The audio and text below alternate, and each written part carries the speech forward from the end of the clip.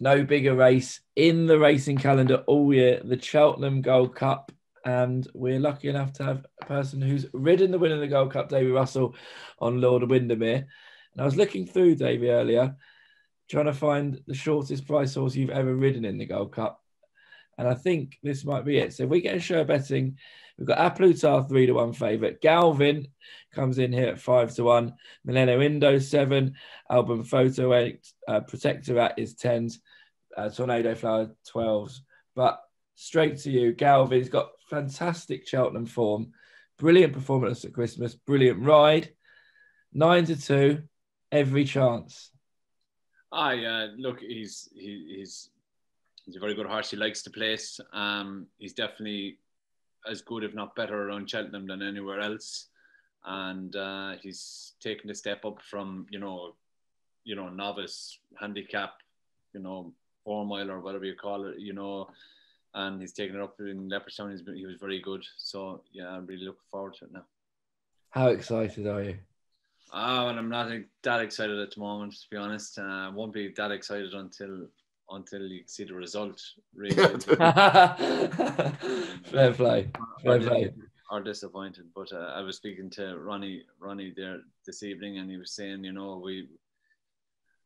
we enjoyed Leopardstown and we need to look forward to the future. So we're just looking forward to it, really, and what it'll be will be. He looks like he's going to go straight there. Carly, that looks after him, put up a video of him. He's in brilliant form. So, but there's so much water to go under the bridge between now and then. He's entered in Leopardstown, but he could go to Leopardstown or he could go straight there, and neither would be a negative or a positive. He can, he's just a very likeable horse. Bill, are you surprised at the prices? As in, there is a rematch there. Listen, there's a lot more in behind it, of course. But in terms of the rematch at 3-1 and 5-1, does that surprise you the way they are? No, I think I think it's about right. I think Ante-Post is an exceptional horse, but I think Galvin is a brilliant horse too. And just picking Davy up on a couple of things he said.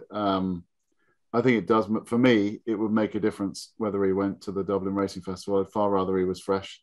I think that as a race, he doesn't want to have another battle with Ante-Post-esque battle so close to the festival. He went straight there last year after a big break, and he was brilliant in the 4 miler. Mm-hmm. I'm not just saying it because he's on the Zoom now, but no one rides the chase course at Cheltenham better than Davy Russell. And to hold on to a horse like Galvin, who stays miles further than most of these anyway, is a huge plus in the locker, because there's some of the leading contenders see out a Gold Cup trip, but with not much spare change. This fella sees it out with plenty of spare change.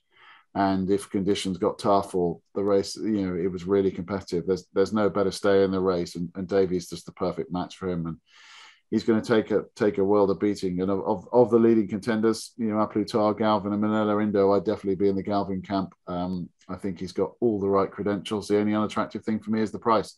He's just very short, but he deserves to be short.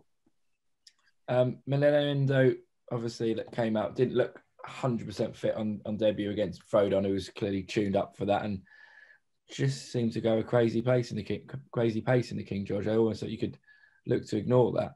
Yeah, potentially. I mean, it was never really going to be the right track for him, and he's a proper old stayer, but he's got a bit to prove now. He may prove it, and he had his day last March. I just wonder whether there is something underlying there. I don't know. He just was in both races. He's been a bit disappointing.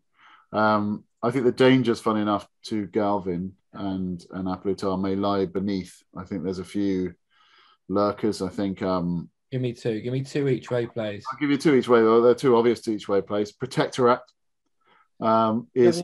That has been put up. He was 16s, 14s, 9s now. Do you think it's plenty short enough? Well, you can get 10s, but he is a very talented horse. And the question mark, I had him down as a non-stayer, and he was brilliant at Aintree. He's beaten a native, 11, 12, 13-year-old native who's been retired a week later. I mean, it's flattering form, isn't it? The thing is you've got a horse that's got the speed over 2.5, and who stays, and the ground was tough. It was a real stayers race. And the fact that Protectorat, Native and River and Sam Brown, they were the only 3 finishers that day. You know, they all cried enough. It was a proper staying performance, and they were trying something different with him. And then when you go back through those races and you look at the performance behind Midnight Shadow in the Paddy Power Gold Cup, he was carrying 11-12. He ran better than Long Run ran in the race. You know, don't forget that. It's really hard for a horse to carry top weight in a race like that and get so close. And he actually wants further. And when you go back last year and you look at the Aintree run, you know, when he won the Grade 1, the Manifesto Novices, you know, when he beat Hitman and the Shunter and that lot, he looked in trouble and his stamina kicked in over 2.5. And he's just an untried thing with him. And he is a horse that is likely to improve the trip. Whether he will get to the Gold Cup trip and whether he sees it out stamina-wise as well as Davy and Galvin, I don't know. But Protectorat's a player.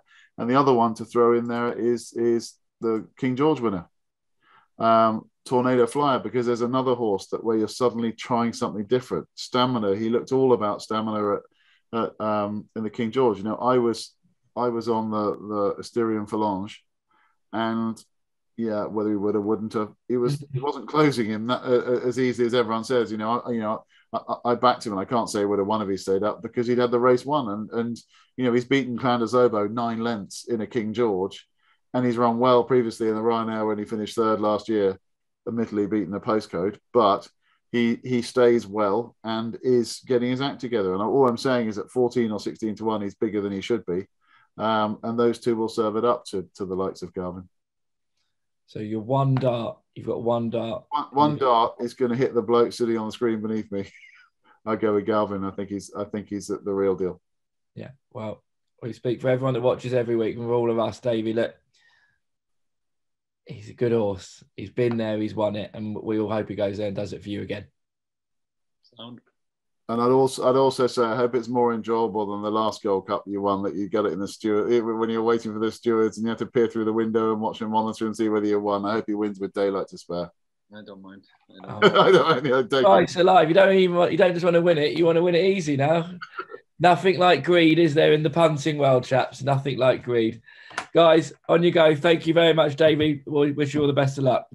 Thanks, lads.